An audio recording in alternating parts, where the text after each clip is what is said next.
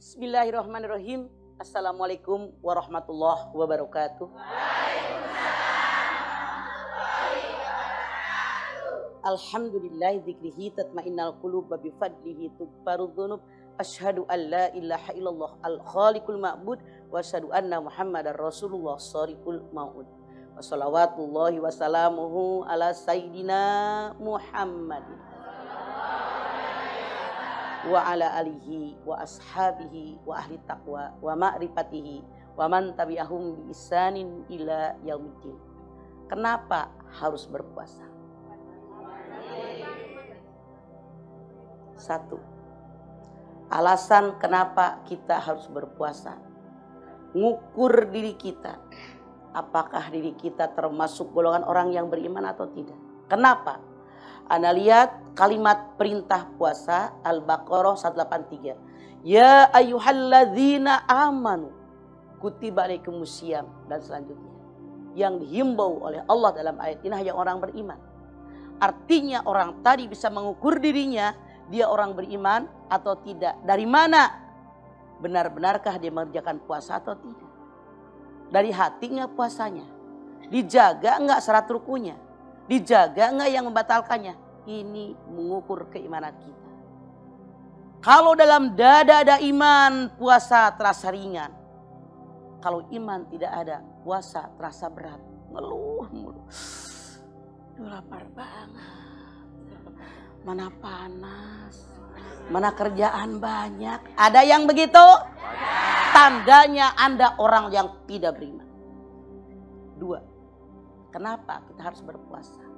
Agar kita menjadi orang yang bertakwa.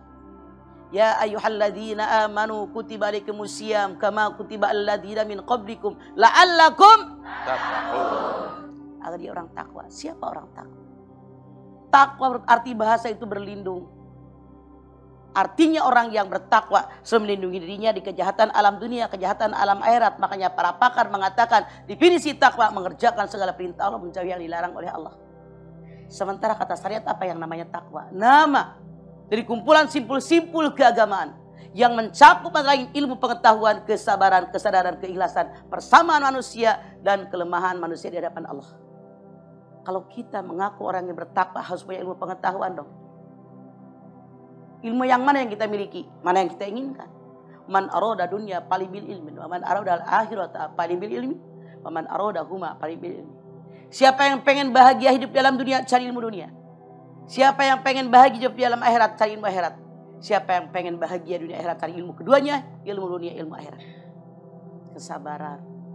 Coba yang namanya puasa kalau nggak sabar. Minuman punya kok, punya gue lagi. Makanan punya gue. Pasangan ada, mana pengen? Sabar. Sadar. Saya sebagai hamba Allah wajib taat kepada Allah, kepada Tuhan kita. Ikhlas karena Allah. Karena kalau nggak ikhlas mau diapain lagi? Kita hanya sebagai wayang ada dalangnya. Kita di antara manusia yang ada yang hayur sombong. Kesamaan kita dengan yang lain. Kelemahan manusia di hadapan Allah. Itulah yang namanya ketakwaan. Buat apa lagi? Masya Allah. Yang namanya berpuasa. Kenapa diperintahkan oleh Allah Subhanahu wa Ta'ala buat kita? Untuk menahan syahwat perut. Dan juga syahwat hawa nafsu. Syahwat birahi. Yang namanya syahwat nafsu terbagi dua. Innan nafsa la'ammaratun bisu illa ma'rohima rabbi. Surat Yusuf 53. Sesungguhnya nafsu selalu mengajak manusia berbuat jahat. Kecuali nafsu yang mendapatkan rahmat dari Allah. Malaikat diberikan akal tanpa nafsu. Binatang diberikan nafsu tanpa akal. Manusia dua-duanya ada. Akal ada, nafsu ada. Namun yang namanya nafsu kata Allah ada dua bagian. Yang pertama yang didorong oleh setan. Yang selalu mengajak manusia berbuat jahat. Yang kedua ya nafsu yang mendapatkan rahmat dari Allah, itu yang menguntungkan. Coba. Orang terjerumus gara-gara dua syahwat. Syahwat perut. Syahwat kemaluan. Gara-gara perut orang maling. Iya apa enggak? Iya. Gara-gara perut orang ngerampok, ngebunuh orang. Masya Allah. Cuman kalau korupsi mah bukan gara-gara perut. Ambisi ke dunia. Rakus serakah. itu mereka kemasukan setan. Orang yang serakah, orang yang rakus, pengen semua diraup oleh dia sendiri. Tidak mikir orang lain. Padahal bagaimana dalam sejarah? Anda perhatikan sejarah Nabi Yusuf. Nabi Yusuf seorang penguasa, seorang raja, seorang perbendaharaan dalam sebuah negara di Mesir. Masya Allah, kekayaan negara dalam genggaman dia. Dia yang berkuasa mengeluarkan masuknya harta benda negara pada saat itu.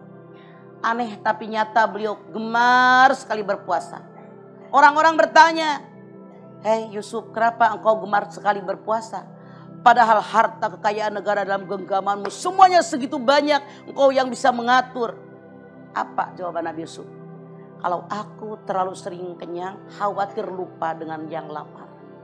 Anda lihat kalimatnya. Kalau aku sebagai pemimpin negara ini sering terlalu kenyang, khawatir lupa dengan yang lapar. Masya Allah. Kalimat yang membuat kita takjub. Seandainya pemerintahan kita dari ujung atas sampai ujung tingkat bawah para pejabat mengikuti apa yang Nabi Yusuf lafalkan, ucapkan, negara kita akan aman. Kenapa banyak yang kelaparan? Kenapa banyak yang tersingkirkan? Kenapa banyak yang tidak punya rumah? Karena banyak orang yang kaya di negara kita egois, yang penting gue, emang orang yang gue pikirin, gak ada urusan. Padahal dalam Islam ada yang disebut dengan zakat, ada yang disebut dengan sedekah, infak. Masya Allah, kalau ini kita jalankan, makanya jurang antara orang kaya dengan orang miskin akan terjembatani. Saya yakin apa yang Allah perintahkan tidak ada yang buat kita mudarat, tapi semua bermanfaat buat kita. Kalau semua orang yang punya kemampuan bersedekah, orang yang kaya mengeluarkan zakat mereka diberikan kepada fuqara dan masakin, jauh orang miskin akan terangkat derajatnya. Kenapa lagi kita harus berpuasa? Anda lihat, karena puasa kita harus bersyukuri nikmat dengan turunnya Al-Quran.